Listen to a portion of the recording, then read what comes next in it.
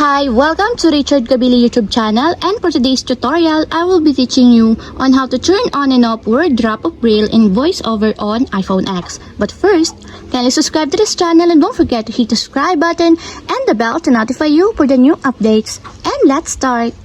Using your iPhone X, from your home screen first, go to Settings.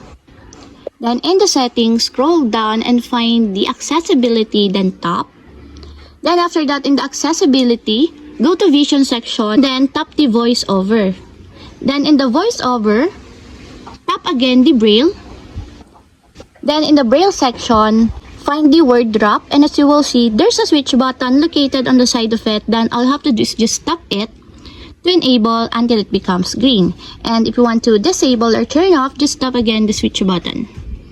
And that's it. We have successfully turned on and off word drop of braille in voiceover on iPhone X. If you have a question, kindly comment down below, and don't forget to hit the subscribe button and the bell to notify you for the new updates. And thank you for watching.